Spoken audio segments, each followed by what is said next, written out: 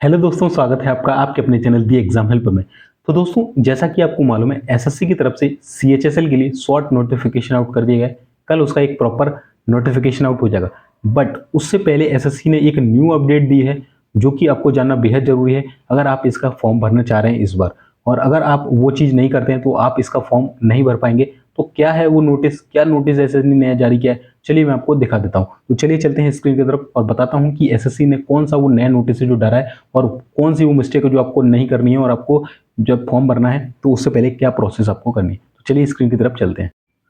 तो देखिए दोस्तों, ये आपका एक शॉर्ट नोटिस आउट हुआ था एसएससी की तरफ से, CHSL 10+2 नोटिस, शॉर्ट नोटिस। ठीक है, कल इसका फुल नोटिस आ जाएगा तो मैं आपको बता दूंगा। ठीक है, इसी कड़ी में ये मैंने अपने टेलीग्राम चैनल, जो कि मेरा नाम है द एग्जाम हेल्पर, ठीक है, 15,000 से ज़्यादा कैंडिडेट जुड़े हुए यहाँ पर, जुड़े ना, ढेर सारी अपडेट्स में देते रहता हूँ।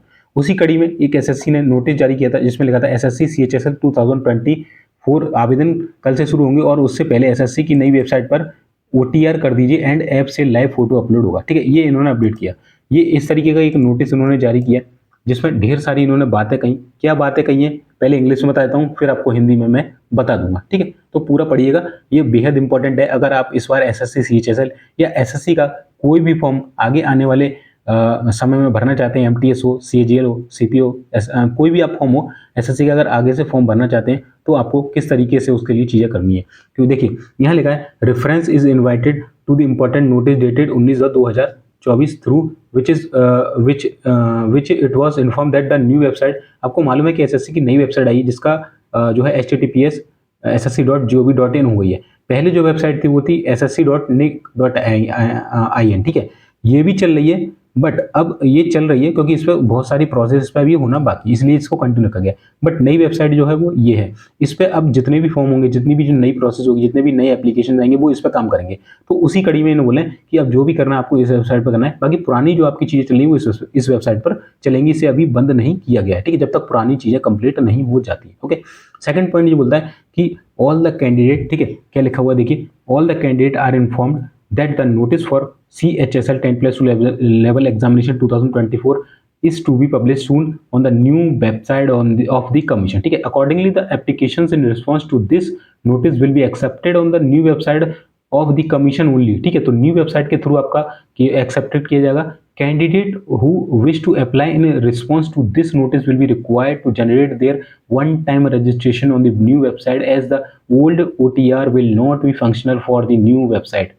तो इन्होंने ये बोला है कि अगर आप इस नोटिफिकेशन के रिस्पॉन्स में इसका फॉर्म भरना चाहते हैं तो आपको एक OTR करना पड़ेगा, यानी वन टाइम रजिस्ट्रेशन करना पड़ेगा, वो भी न्यू वेबसाइट के ऊपर। अगर आपको पुराना है तो वो यहाँ पर बोल रहे हैं कि will not be functional for the new website. ठीक है, ये ध्यान रखना, आपको नया OTR करना पड़ेगा। The candidate may complete the one time registration as soon as possible well in advance before publication of the notice for CHSL 10+2 level examination 2000। उनका कहना यह है कि नोटिस तो कल आएगा, है ना, उससे पहले भी आप इसको कर लें तो ज़्यादा बेहतर रहेगा आपके लिए, ये इन्होंने बोला है। ठीक है, आगे ये नीचे क्या चीज़ लिखते हैं थर्ड पॉइंट में, that is the application module which would be used in the notice to be published on the new website will have a provision of capturing live photographs. यानी कि जब आप फॉर्म भरेंगे तो आपको लाइव फोटोग्राफ के द्वारा आपका फॉर्म अप्लाई करना पड़ेगा। फोटो आप पहले खिंचवा लेते थे फिर अप्लाई करते थे, वो अब नहीं चलेगा, लाइव फोटोग्राफ आपको खींच के डालना होगा ऑफ द कैंडिडेट। ठीक है, this is a change from the earlier dispensation where wherein the candidate were required to upload a photograph already captured। ठीक है, तो पहले जो चलता था,